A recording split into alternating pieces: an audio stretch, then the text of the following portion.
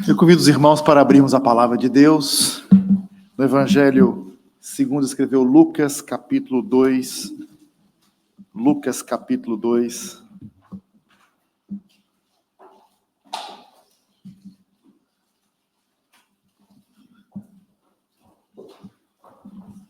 Nós iremos ler dos versículos 1 até o versículo 20, mas eu vou expor dos versículos 13 até o 20, e quem estiver aqui no domingo, aliás, no dia de Natal, dia 25, vai ter a exposição do versículo 1 até o versículo 12.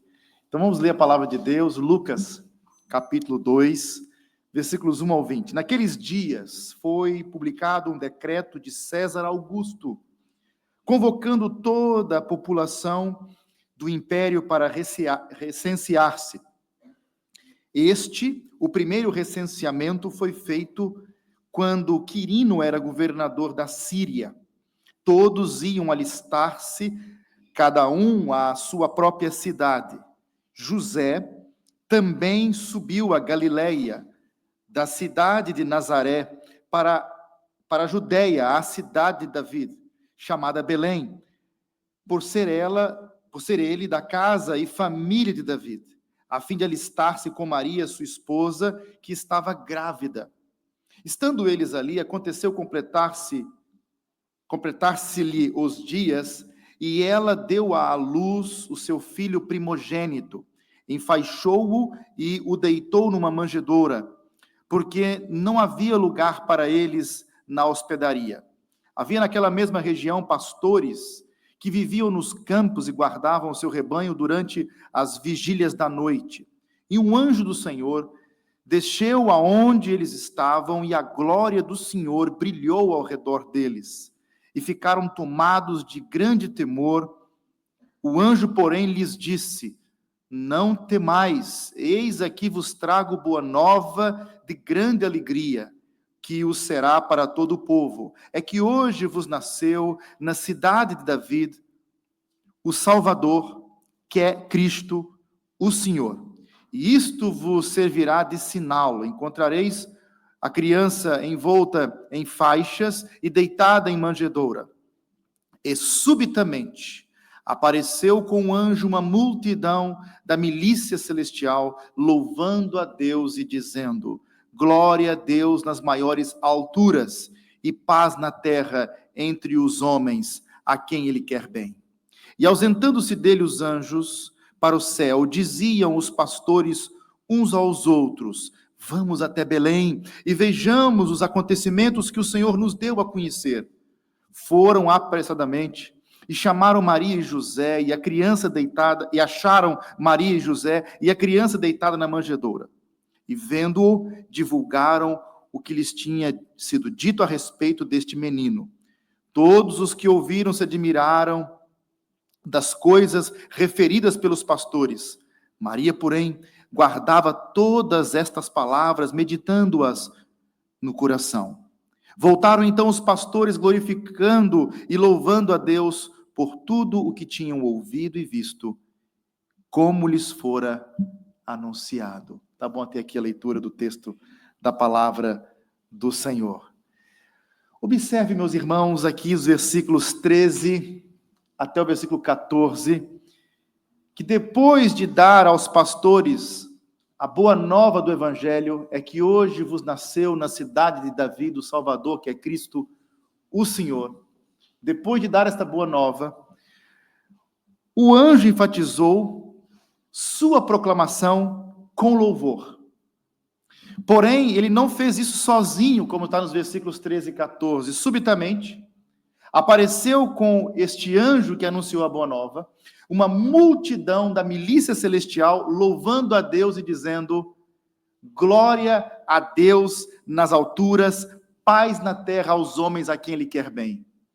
E a primeira linha desta expressão nos remete para uma palavra latina, e eu vou fazer referência, porque esse é o terceiro cântico do Natal no Evangelho de Lucas. Como ocorre com os outros cânticos, ele costuma ser conhecido pelas primeiras palavras em latim: Gloria in excelsis Deo.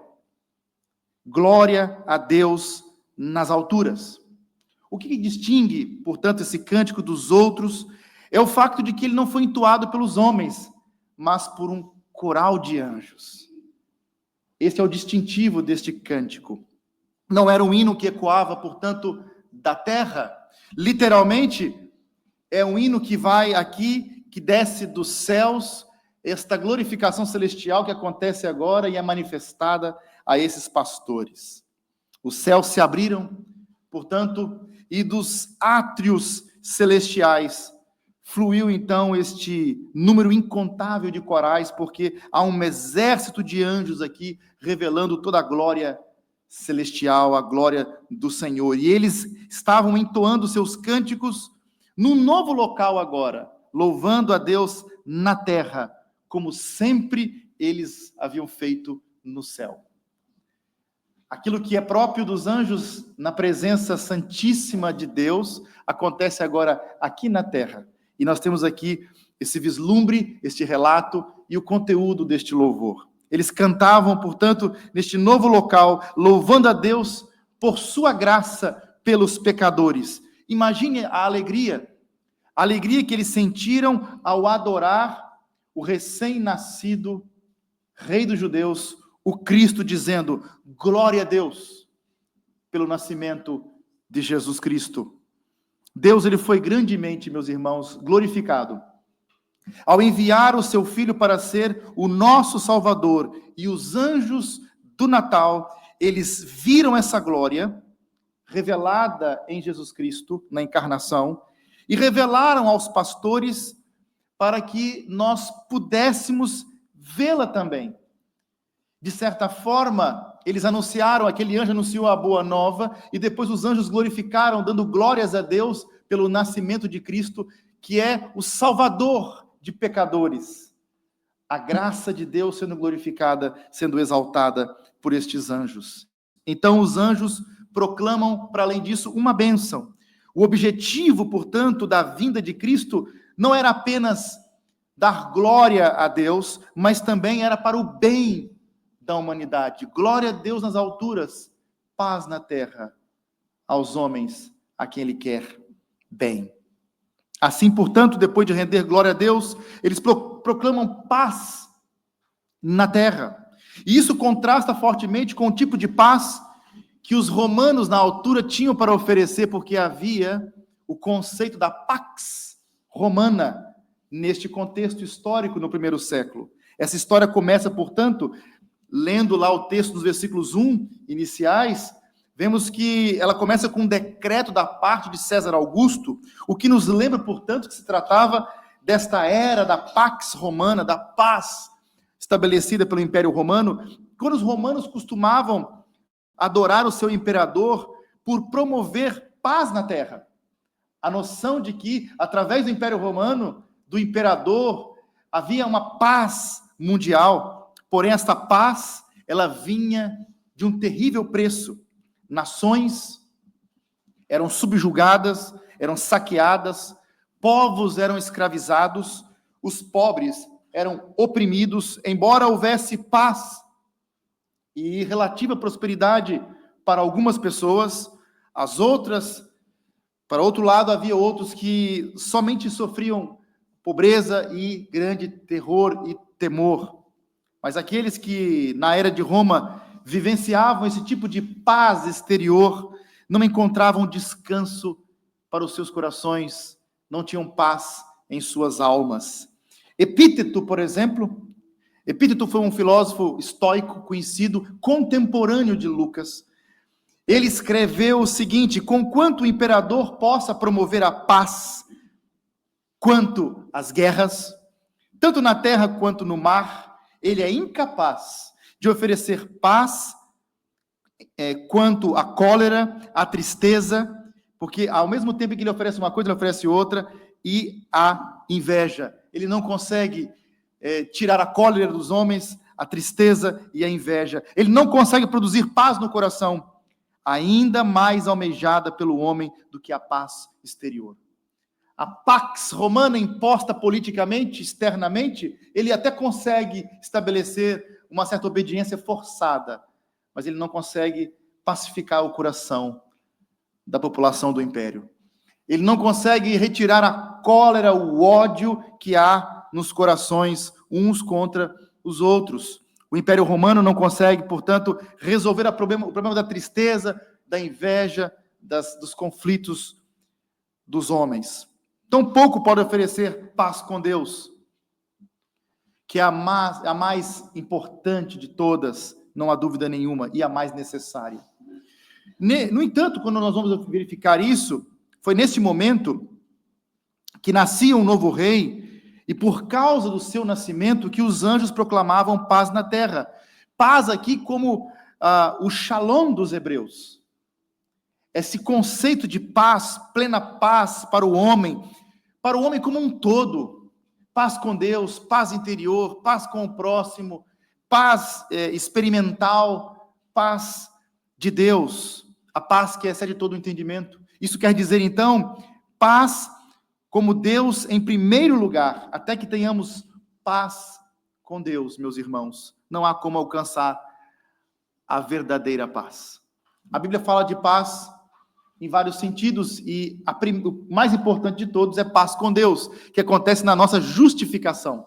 Quando nós somos salvos, somos reconciliados com Deus, temos paz com Deus. E também paz, eu diria, a paz de Deus no nosso coração. Mesmo um crente, quando está vivenciando momentos de grandes aflições e angústias, ele pode perder a experiência da paz no coração. Não dormir naquela noite, ficar aflito, passar uma semana desassossegado, aflito, desesperançado, apavorado, sem paz. Mesmo tendo paz com Deus, mas ele não tendo a paz de Deus. E aí quando ele vai para a oração, para a comunhão com Deus, para a comunhão na igreja, para estar diante de Deus, ele restaura, ele recebe a restauração por obra do Espírito Santo dessa paz no seu coração. E nós temos o Deus da paz conosco em todos os momentos, nós, os crentes em Jesus Cristo. Nossos pecados, meus irmãos, por que é importante ter paz com Deus? Porque os nossos pecados nos acusam e nós tememos a morte, porque no íntimo sabemos que nós merecemos o juízo. Como somos pecadores, se não tivermos paz com Deus, vamos enfrentar o juízo e nós iremos ser punidos e, claro, condenados no juízo. Mas Jesus, pagando o preço merecido pelos nossos pecados, ele veio nos trazer paz com Deus. A Bíblia diz, em Cristo, Deus estava fazendo a paz pelo sangue da sua cruz. É o que nós vemos em Colossenses capítulo 1, versículo 20. Foi pelo sacrifício de Jesus. Foi pela sua vida e obra, foi pela sua morte sacrificial que ele resolveu o problema do pecado, pagando o preço pela nossa redenção. E quando nós temos paz com Deus, podemos ter paz também uns com os outros, pelo poder do Espírito Santo. Primeiro, a nossa comunhão com Deus é restaurada, e na sequência, também na horizontal, nós somos, de certa forma, reconciliados uns com os outros. Este é o ministério da reconciliação. Enquanto as pessoas vivem a parte de Cristo, a terra permanecerá num estado de desordem e conflito e sem a verdadeira paz.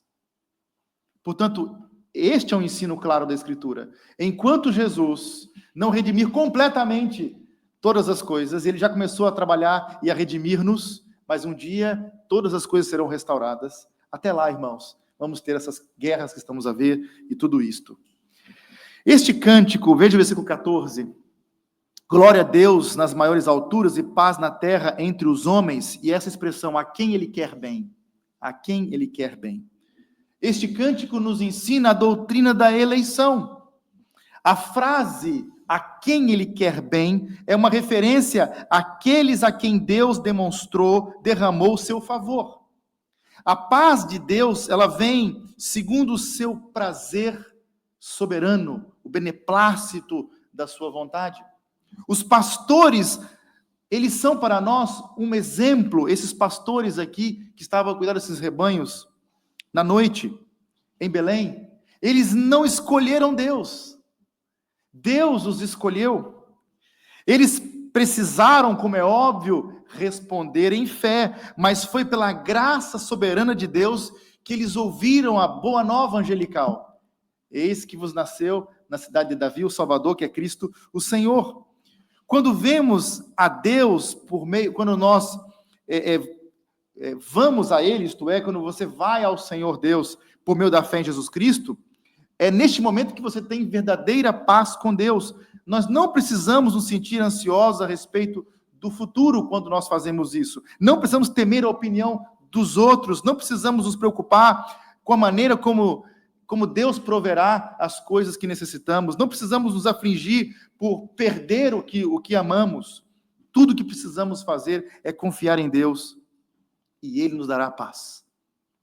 Esses pastores não escolheram Deus, eles viram a manifestação de Deus a eles. Deus tomou a iniciativa. É isso que Deus fez com o irmão. Você se arrependeu e creu, pois o Espírito Santo agiu no seu coração, alguém lhe pregou a boa nova do Evangelho.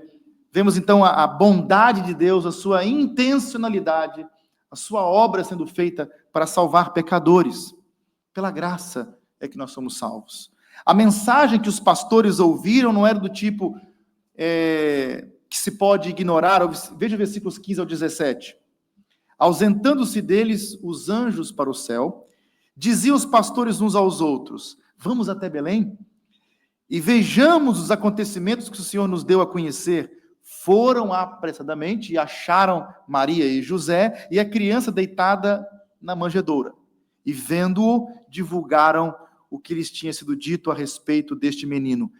A mensagem que os anjos anunciaram não é o tipo de mensagem que podemos guardar para nós e não partilhar com ninguém. O que aconteceu a seguir é importante porque mostra como reagir ao Evangelho. Veja que os pastores receberam a boa nova do Evangelho e agora partilham. É verdade que nem todo mundo reage da mesma maneira, porque pessoas diferentes reagiram à boa nova partilhada por aqueles pastores de maneiras diferentes. Mas houve um consenso de que se tratava de algo maravilhoso. Olha o versículo 18. Lucas nos diz: todos os que ouviram se admiraram das coisas referidas pelos pastores. Eu não acredito que todos se converteram, mas todos se admiraram. Nem todo mundo recebe o Evangelho, se arrependendo e crendo em Jesus como o Senhor e o Salvador. Mas aqui todos se admiraram. As pessoas ficaram surpresas com a história dos pastores e provavelmente conversaram sobre o tema durante alguns meses, talvez na sequência do que aconteceu. Mas não quer dizer que todos tenham ido a Cristo pela fé. Muitos hoje têm uma reação muito semelhante a destes ouvintes do Evangelho. Uma reação semelhante. Consideram a história do Natal excelente, mas interiormente seus corações questionam a veracidade do relato do Evangelho na história do Natal. Simplesmente afirmam: nós não temos certeza se as coisas de fato foram assim. Esse bebê que nasceu em Belém, será que de fato ele é o Salvador dos pecadores? Será que de fato ele é o Senhor? Alguns continuam a interrogar-se acerca dessas coisas. Alguns questionam, mas não podem continuar questionando para sempre. Isso é um facto. De duas, uma: ou a boa nova de grande alegria é verdadeira e por isso devemos crer em Jesus Cristo, ou é tudo um mito. E neste caso, não há ninguém que nos possa salvar dos nossos pecados. Portanto, ou é desesperança e hedonismo, comamos e bebamos porque amanhã morreremos, ou é esperança, fé e confiança no Salvador. A resposta de Maria foi mais profunda do que a resposta desses ouvintes, esses primeiros ouvintes. Porque Lucas nos conta no versículo 19 que ela, Maria, guardava todas essas palavras, meditando-as no coração. Então, a adoração dos pastores, ela deve ter sido um grande encorajamento para Maria, que havia recebido também uma mensagem do Senhor através do anjo Gabriel, acerca da identidade daquele menino, mas ela não tinha uma compreensão completa ainda. Ela não tinha uma compreensão global de todas as coisas.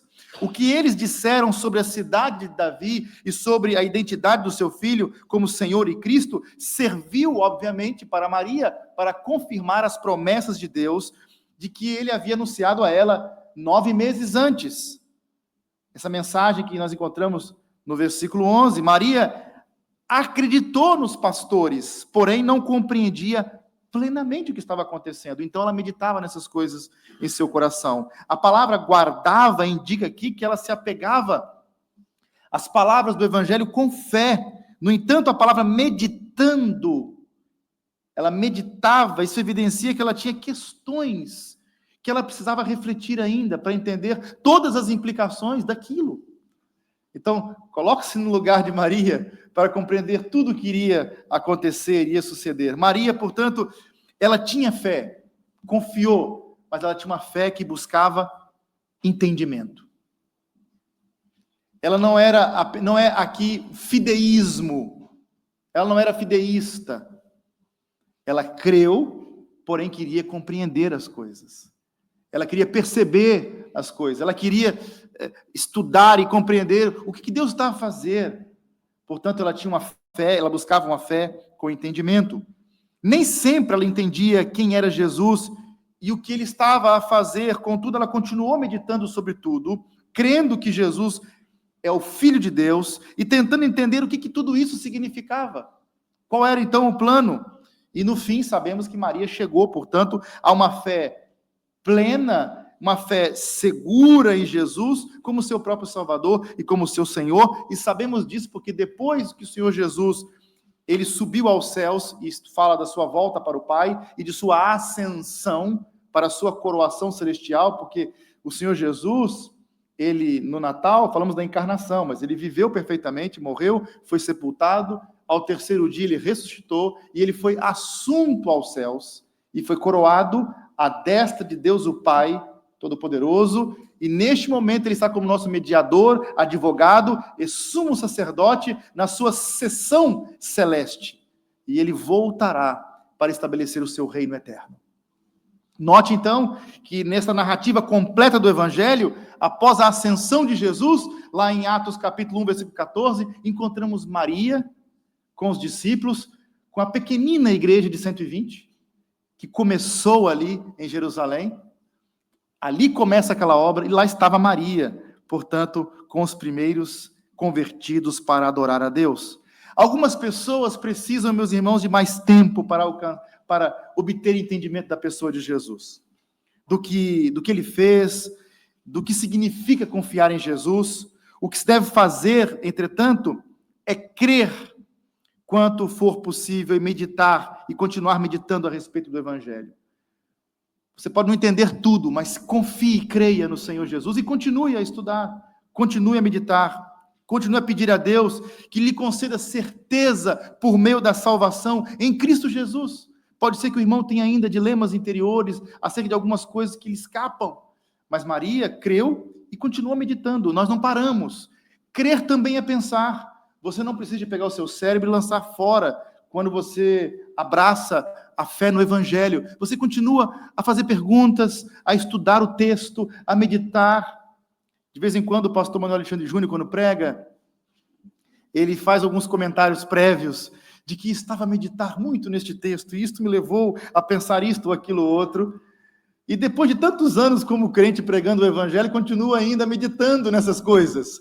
Porque nossa mente finita, não pode, meus irmãos, compreender toda a infinitude de Deus, a sua majestade eterna e gloriosa, não cabe na mente de homens temporais e finitos. Nós dependemos da revelação de Deus, dependemos da sua graça. Maria, ela demorou um pouquinho mais para compreender mais plenamente as coisas. Os pastores rapidamente receberam e começaram a pregar a palavra, e outros até rejeitaram, não é? Os homens mais simples aqui, os pastores, eu estive a pesquisar um pouco acerca do que era um pastor naquela altura, e assim, eu nem vou retratar aqui, mas o conceito era pesado. Se alguém pensa que ser pastor é uma coisa gloriosa, a figura, a metáfora que é empregada é para conotar a humildade. É uma posição de rebaixamento, humilde naquela época. Até havia questões judaicas, estamos a falar aqui, que eles eram impuros porque quebravam as leis cerimoniais lá no meio do mato e tudo aquilo. Então, a figura do pastor, ela foi usada por Deus para retratar os líderes do seu povo, porque é uma figura que exige humildade, não tem jeito de escapar disso. Até o título pastor não é um título honorífico, do tipo assim, ele é o maior porque é o pastor. Não, ele cuida do rebanho, das ovelhas. E eles eram simples, eram pessoas humildes. E a resposta deles foi imediata.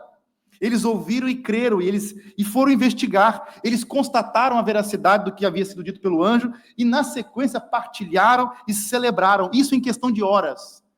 Então o anjo anunciou a boa nova, eles foram atrás para encontrar o menino na manjedoura, e ao achar o menino, relataram o que o anjo havia dito, e na sequência saíram pregando a boa nova do evangelho. Isso em questão de horas. Então, há pessoas que abraçam o Evangelho e creem no Evangelho, na simplicidade do Evangelho, com grande velocidade. Nós complicamos as coisas, mas o Evangelho, de fato, é simples. Uma confiança verdadeira de que Cristo, Ele é o Filho de Deus encarnado, o Salvador, o Cristo, o Senhor, o Salvador de pecadores. Primeiramente, eles tiveram de ouvir o Evangelho. Observe isto. Se Deus não lhes tivesse revelado, eles nunca teriam crido. Portanto, a fé vem pelo ouvir a palavra. Eles não tinham essa fé antes. Mas, tendo ouvido, eles responderam em fé, agindo sem demora ao que haviam recebido. Deixaram seus rebanhos, está no versículo 16. Ao ouvir o Evangelho, deixaram seus rebanhos. Então, o verbo usado aqui para achar, aneurisco, esse verbo de procura, de achar. Então, eles, como se buscar até encontrar. Eles foram em busca daquele menino. Essa é uma mensagem maravilhosa. Literalmente, é uma forma maravilhosa de descrever o encontro com Cristo. Procurá-lo até achar. Aqueles que saem à procura alcançarão o seu objetivo, como está em Jeremias 29:13. Quem sabe de cor? Buscar-me-eis e me achareis, quando me buscardes de todo o vosso coração. É a promessa de Deus. Aqueles que buscam, encontram. Quem procura de coração o Senhor vai achar. Então, vamos achar o menino. Eles saíram para encontrar. E quando os pastores viram Jesus deitado na manjedoura, eles constataram ser verdadeiro, portanto, tudo o que o anjo lhes dissera. Então, ao olhar para Jesus, eles tiveram certeza, imediatamente eles se tornaram, na sequência, os primeiros evangelistas que encontramos na Bíblia, partilhando a boa nova com toda pessoa o que lhes tinha sido dito da parte do Senhor, o que eles tinham ouvido. Portanto, eles passaram a dividir com os outros o mesmo evangelho que haviam recebido por meio do anjo. Isto é algo maravilhoso. É assim que Deus salva os pecadores. Logo que, literalmente, nos achegamos a Cristo com fé, nós começamos a partilhar a boa nova. Eu não sei se foi essa a sua experiência, mas, geralmente, quando nós temos um encontro profundo e real com Cristo, nós começamos a dizer essas coisas para outras pessoas também. Queremos que os outros experimentem essa alegria. Eu não sei explicar, pá, mas é bom demais, você tem que ir lá. E tem gente que se torna chata até, inclusivamente. Temos que internar esse nosso irmão. Por quê? Porque ele não para de falar desse Jesus que ele encontrou, mas que, na verdade, ele foi encontrado. Porque quem estava perdido não era Jesus. O Filho do Homem veio buscar e salvar o que se havia perdido. Lucas 19:10. Então, você não achou Jesus, foi ele que te encontrou, porque quem estava perdido não era Jesus. Era o irmão, era a irmã. E ele encontrou o perdido, pecador, e o salvou pela sua graça. Portanto, é quando assim fazemos, outras pessoas então ouvem a palavra de Deus e são salvas pela mesma boa nova que nos salvou. Quando nós pregamos o evangelho para outros, os outros são salvos também. E eu vou dizer aos irmãos, se ele salvou o irmão e a irmã, ele pode salvar qualquer miserável pecador. Eu não estou a ofendê-la e nem a ofender o irmão. Mas se ele o salvou, se ele salvou a mim, ele pode salvar qualquer pecador. O mais vil pecador. Não há ninguém num fosso tão fundo que ele não possa resgatar. Ninguém tão perdido que ele não possa achar. Tudo isso foi para a glória de Deus. A história dos pastores, ela termina com grande e gloriosa alegria. Olha o que diz o texto. Lembra do anjo no versículo 11? Eis que vos trago boa nova de grande, o que será para todo o povo. E isso cumpriu-se no versículo 20. Voltaram então os pastores glorificando e louvando a Deus por tudo que tinham ouvido e visto, como lhes fora anunciado. Esse é o efeito do Evangelho. Levar-nos até o Senhor Jesus Cristo. Isso, por sua vez, leva ao testemunho, porque quando somos levados a Jesus, somos salvos por Jesus, e damos o testemunho agora da salvação em Jesus, e na sequência adoramos a Deus, louvando a Deus por aquilo que tinham ouvido, aquilo que tinham visto. O que o Evangelho, a mensagem da boa notícia da salvação em Cristo, o que ele está a realizar na sua vida, irmão? O que o irmão tem partilhado? O irmão tem partilhado a sua fé em Cristo Jesus? Está proclamando o Evangelho de Jesus, louvando e glorificando a Deus pelo dom da salvação? Se o irmão se entregou a Cristo, deve estar fazendo essas coisas literalmente, pois é isso que todo cristão faz. Se o irmão não está a partilhar sua fé, se o irmão agora virou um agente secreto de Jesus, sabe, pastor, aqui no meu trabalho, eles odeiam os evangélicos. Eles não gostam dos crentes aqui no meu trabalho. É mesmo, irmão? Sim, fala baixinho. Mas eu tenho, pastor, orado secretamente para uma obra misteriosa acontecer no coração deles, sem que eu diga nada. Se for necessário, use palavras. Lembra aquela do São Francisco lá de Assis? Tá? Aquela ideia de que pregue, mas se for preciso, use palavras. Só com o meu testemunho, pastor. Bom, mas tem aqui um monge que não é cristão. E parece-me que ele dá um bom testemunho melhor do que o seu, eu acho, porque ele não fala, aquele monge. Parece um anjo ali, quietinho e tal, faz assim, tal, vai embora. Será que ele vai salvar alguém com o testemunho dele? Não falou mal de ninguém, não se zangou com ninguém, é tão paciente, mas é um monge, ele nem cristão é, ele nem crê que Deus existe até. E agora? A mensagem que transforma o coração não é o nosso comportamento visível, mas é a mensagem do Evangelho. Pessoas que pregaram para mim a palavra de Deus não são pessoas perfeitas. Deus usou pessoas imperfeitas, pecadoras, mas que me contaram a boa nova, que salvou a eles e salvou a mim também. E pode salvar o maior pecador. Se você está aqui nesta manhã, ouvindo esta palavra, saiba que esta congregação não é uma congregação de anjos sem pecado, de pessoas perfeitas. Teve uma vez que tive uma discussão com uma pessoa que estava revoltada com a igreja, porque ele viu as imperfeições, ficou muito zangado, muito revoltado. E ele disse para mim o seguinte: olha, eu não vou àquela igreja porque tem muitos hipócritas na igreja. E eu tinha lido um livro do John MacArthur, então eu respondi o seguinte: bom, há sempre lugar para mais um. Venha fazer parte. Mas, não, eu quero uma igreja perfeita. Por favor, se o irmão encontrar uma igreja perfeita, não ouse entrar, para não estragar a igreja. Porque, meus irmãos, eu louvo a Deus porque a igreja de Jesus, nesse mundo, ela não está no padrão de perfeição absoluta, porque só no novo céu e na nova terra que estaremos nessa dimensão completa, porque eu posso fazer parte. Porque senão eu tinha que ficar do lado de fora, sim ou não? Mas por ser um homem falho, que precisa de transformação diária, que precisa de santificação, que precisa de ser edificado, que precisa de mudar todo dia, é que eu encontro na igreja um lugar onde ninguém é perfeito como Jesus, mas todo mundo quer ser perfeito como Jesus, e quando peca se arrepende, recebe misericórdia, o mais forte ajuda o mais fraco, oramos uns pelos outros e caminhamos todos para o mesmo lugar, o céu. Amém? Não haverá compartimentos no céu. Eu acho que alguns pensam que vai ter uma ala especial para uns, uma ala especial para outros. Não dá. Nós temos aqui uma igreja com 2 alas. Né? Os irmãos não sabem que a coisa que mais maltratou meu coração foi ver essa situação aqui, que eu queria todo mundo perto, assim. Podia estar zangado um com o outro, mas está todo mundo junto ali, né? E eu pedi para cortar a parede, o irmão Daniel lembrar disso, porque era um quadrado isso aqui. Eu falei, não, corta assim para que o outro consiga ver o outro do outro lado. Porque quando estamos a louvar ao Senhor, nós salmodiamos uns aos outros. Portanto, note, irmãos, o que eu estou a dizer aqui é que quando Jesus entra na nossa vida, nós não conseguimos ficar calados, pregamos o Evangelho e nos unimos ao povo de Deus e queremos fazer parte, é isso que todo cristão faz, não tem jeito.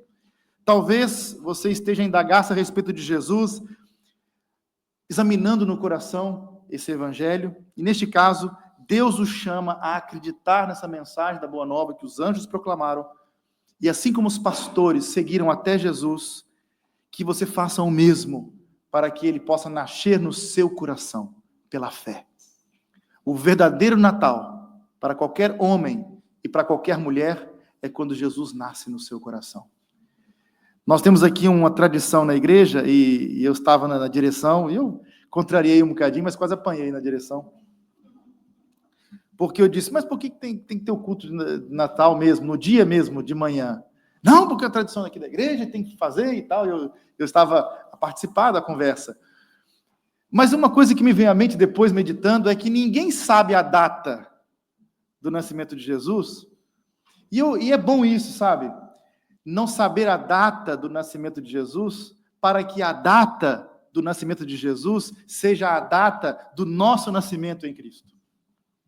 Temos este momento, e todos na mesma página, e isso é maravilhoso, porque não tem jeito, até o mundo secular precisa celebrar o nascimento do Salvador, porque há um antes e há um depois de Jesus. Estaremos aqui no dia 25, não porque acreditamos que é nesse dia, mas porque queremos dar o testemunho nesse dia. Ao invés de estar com compras e comes e bebes, vamos estar louvando como os anjos louvam. Portanto, é maravilhoso. Meus irmãos, essa é a mensagem do Senhor para vós nesta manhã, e vamos cantar.